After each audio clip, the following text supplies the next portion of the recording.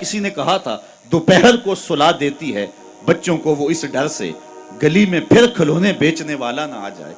کبھی ہم نے ان لوگوں کے درد کو بھی سمجھا؟ ہم نے کبھی سیرت کے ان پہلوؤں پہ بھی غور کیا؟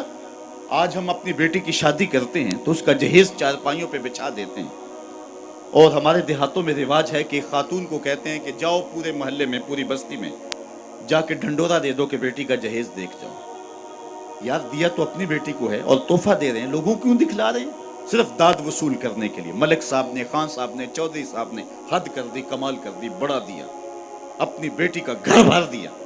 یار تم نے تو داد وصول کر لی، چوپالوں میں، بیٹھکوں میں تذکرہ بھی چلا، تندوروں پہ عورتیں باتیں بھی کرنے لگی، تمہارے نام کے جھنڈے بھی گڑ گئے، لیکن تم نے نہ سوچا تمہاری بیٹی کا جہیز دیکھنے کے لیے یتیم بچیاں بھی آئیں، تمہاری بیٹی کا جہیز دیکھنے کے لیے اس بوڑھے مزدور کی بیٹیاں بھی آئیں جو صبح اٹھ کر کے مزدوروں والے اڈے پہ جا کے بیٹھ جاتا ہے اور اس کو بوڑھا سمجھ کے کوئی قبول نہیں کرتا، اور وہ کہتا ہے مجھے 10 روپے کم دے دینا، مجھے ساتھ لے جاؤ، لیکن اس کو کوئی ساتھ لے جانے کے لیے تیار نہیں ہوتا۔ جب دھوپ خوب چمک پڑتی ہے اور اسے مایوسی ہوتی ہے کہ اب کوئی لینے نہیں آئے گا، تو وہ ڈبہ لٹکا کر کے روٹی والا گھر جب واپس پلٹتا ہے تو کوئی جانتا ہے اس کے قدم کتنے بوجھل ہوتے ہیں؟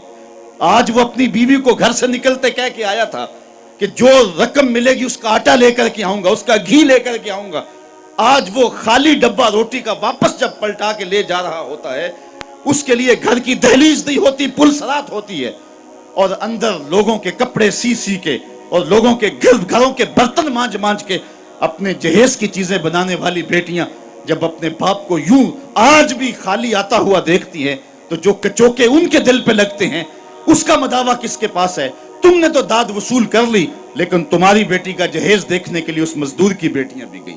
تارا ٹوٹتا سب نے دیکھا، یہ نہ دیکھا ایک نے بھی، کس کی آنکھ سے آنسو ٹپکا، کس کا سہارا چھوٹ گیا۔ کاش کہ ان درد مندوں کا بھی ہم نے حال پوچھا ہوتا اور ان دکھیوں کے رشتے ہوئے زخموں پر بھی ہم نے مرہم رکھی ہوتی اور حضور کی سیرت کے پیغام کو ہم نے سمجھا ہوتا، اور ہم اپنی معاشرت اور اپنے ارد گرد کے ماحول کے اندر ان چیزوں کو، اپنے محلے اور اپنی گلی کے اندر ان چیزوں کو دیکھا ہوتا۔ صاحب رات کی تنہائی کے اندر غریب کے گھر میں جا کے جو ہے وہ پیسے پھینک آنا، یہ بہت مشکل کام ہے، اس سے معاشرے میں داد نہیں ملتی ہے، لوگ جو ہیں وہ اخبارات میں اشتہار نہیں چھپاتے ہیں، یہ مشکل کام ہے، اس لیے انسان اس مشکل گھاٹی نہیں چڑھتا ہے۔ اللہ تعالیٰ سورۃ البلد میں ارشاد فرمایا فَلَقْتَحَمَ الْعَقَبَةَ وَمَا أَدْرَاكَ مَا الْعَقَبَةُ فَكُّ رَقَبَةٍ، اللہ اکبر، او اطعام فی یوم ذی مسغبہ، یہ مشکل گھاٹی ہے، کسی پھنسے ہوئے کی گردن چھڑانا ہے، کسی لاچار کے کام آنا ہے، کسی دکھی کے کام آنا ہے۔ میرے اور آپ کے آقا و مولا حضور ختمی المرتبت صلی اللہ علیہ وآلہ وسلم عید پڑھنے جا رہے ہیں، راستے کے اندر ایک یتیم بلکتا بچہ دیکھا، حضور رک گئے، سر پہ شفقت کا ہاتھ رکھا، پوچھا بیٹے آج عید کا دن ہے تم رو رہے ہو؟ کہا میرا باپ فلاں غزوے میں شہید ہو گیا، میری ماں کا سایہ بھی سر پہ نہیں، بھری دنیا میں یہاں میرا کوئی نہیں ہے، دیوار کے ساتھ لگ کے بلک رہا ہے، عیدگاہ میں انتظار ہو رہا ہے، ہزاروں لوگ منتظر ہیں۔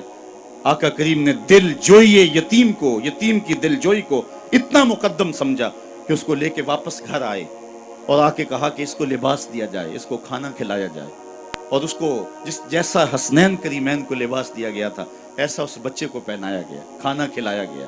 حضور نے احساس محرومی دور کرنے کے لیے مزید اس کے سر پہ شفقت بھرا ہاتھ رکھا اور مسکراتے ہوئے فرمایا کیا بیٹا تو اس بات کو پسند نہیں کرتا کہ محمد تیرا باپ لگے، عائشہ تیری ماں لگے اور فاطمہ تیری باجی لگے؟ اس نے کہا یہ رشتے مل جائیں تو اور کیا چاہیے؟ کہا آج کے بعد یہ تیرے رشتے ٹھہرے۔ ایک انگلی سے حسنین کو لگایا ہے، ایک انگلی سے وہ یتیم بچہ ہے۔ حضور عیدگاہ کی طرف بڑھ رہے ہیں، اور بھی بچے اپنے ماں باپ کے ساتھ جا رہے ہیں۔ یہ یتیم زبان حال سے کہتا ہے تھا تو یتیم، لیکن یتیمی کا مزہ آ گیا، مصطفیٰ کی انگلی تھام کے جا رہا ہے۔ تو حضور علیہ السلام کی سیرت جب نسل نو کے سامنے رکھیں،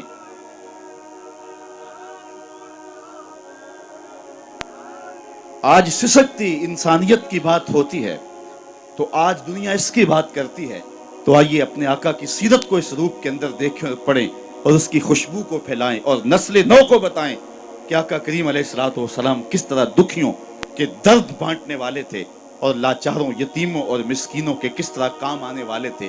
سمال الیتامى عصمۃ للارامل، بیواؤں کے آسرے تھے، اور غریب ہو کے یتیم ہو کے یتیم پرور تھے. یہ 9 سال کی عمر ہے حضور کی.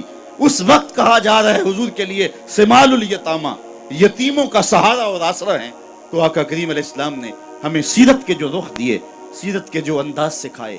یار حضور کے تو معجزات بھی ہم دیکھیں تو وہاں بھی سیرت نکھرتی ہوئی دکھائی دیتی ہے. میری بات اگر طول نہ پکڑے تو مجھے ابو ہریرہ یاد آ رہے ہیں رضی اللہ تعالیٰ عنہ. فرماتے ہیں کہ ایک دن حال یہ ہوا کہ پیٹ میں کچھ بھی نہیں تھا. کئی دن گزر جاتے صفہ کے چبوترے پہ بیٹھنے والے لوگوں کے کہ ان کو کھانے کے لیے اور پینے کے لیے کچھ میسر نہ آتا. کہتے ہیں میں مسجد نبوی کے ایسے زاویے پہ آ کے بیٹھ گیا جہاں لوگوں کا گزر ہوتا تھا. آرزو یہ تھی کوئی گزرتا ہوا شخص میرے چہرے کو پڑھ لے اور میرے من میں اتر جائے. ہستی پلکوں کے نیچے غم بھی پلتے ہیں مگر کون دیکھتا ہے اتنی گہرائی میں. حضرت ابو ہریرہ فرماتے ہیں بھوک سے نڈال تھا، قبر سیدھی نہیں ہو رہی تھی اور سوال کرنا میری غیرت کے منافی تھا. میرا خیال تھا کہ کوئی گزرتا ہوا میرے حالات سے آگاہ ہو جائے گا. خیر لوگ گزرتے گئے. میں نے کہا کوئی بات کرنی چاہیے. حضرت عمر رضی اللہ تعالیٰ عنہ آئے. میں نے ان سے قرآن مجید کی کوئی آیت پوچھی. انہوں نے آیت بتائی اور آگے بڑھ گئے.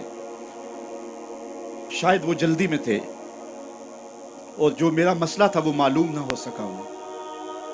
پھر میں منتظر رہا. حضرت صدیق اکبر آئے رضی اللہ تعالیٰ عنہ. میں نے ان سے کوئی مسئلہ شرعی پوچھ لیا. انہوں نے بھی مسئلہ بتایا اور آگے بڑھ گئے. میں نے سوچا میرا مسئلہ تو وہیں رہ گیا.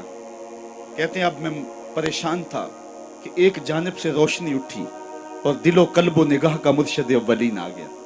حضور تشریف لے آئے تو میں نے حضور سے بھی کوئی مسئلہ ہی پوچھا.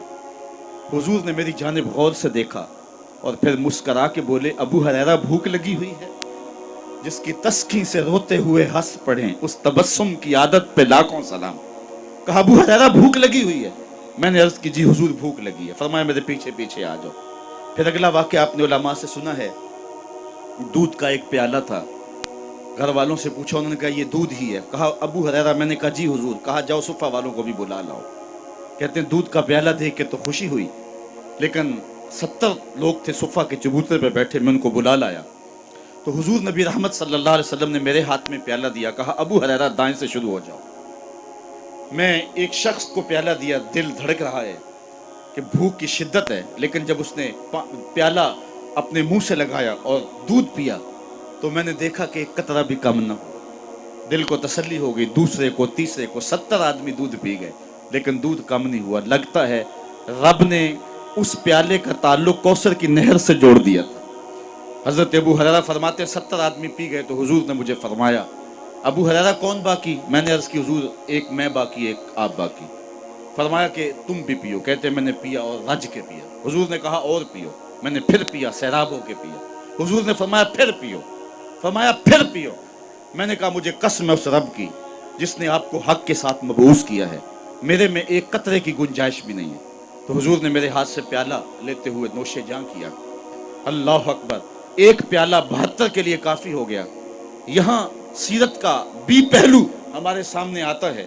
ایک تو طرف حضور کے معجزے کا پہلو ہے کہ ایک پیالہ 72 کو کافی ہو گیا اور سیرت کا یہ پہلو بھی کبھی نہ بھولیے 2 جہاں کا سردار ہے 71 آدمیوں کا جوٹا پی رہا ہے. یہ پہلو بھی نگاہوں میں رہے اور حضور کی سیرت کو معاشرے میں چھڑک دیں اور آقا کریم علیہ الصلوۃ والسلام کی جمال سیرت کی کہ روشنی کائنات کے اندر بانٹ دیں اور حضور علیہ السلام کی محبت کا چراغاں کرے.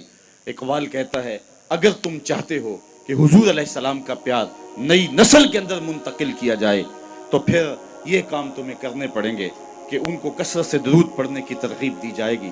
حضور کے حسن و جمال کا تذکرہ سنایا جائے گا اور حضور کی سیرت کی خوشبو ان تک پہنچائی جائے گی. اور میں کہتا ہوں حضور کے مناقب اور فضائل کی کہانی ان تک پہنچائی جائے گی رکھی جائے گی اور عظمت مصطفیٰ کے قصیدے ان کے سامنے رکھے جائیں گے. یہ محافل نعت اور یہ مجالس نور اور یہ محافل میلاد نئی نسل کے اندر جو ہے وہ حب رسول کو داخل کرنے کا زود اثر ذریعہ ہے اور ان کے نتائج اگر ہم حاصل کر پائیں اور ان کو ہم مؤثر انداز سے منعقد کریں اور ہماری محافل کے اندر جو کچھ چیزیں شامل ہو گئی ہیں جو اس کی روح کو مسخ کر رہی ہیں ان کو دور پھینکیں اور پھر اس سے زود اثر نتائج حاصل کر کے حب رسول کے چراغاں نئی نسل کے اندر کیا جا سکتا ہے.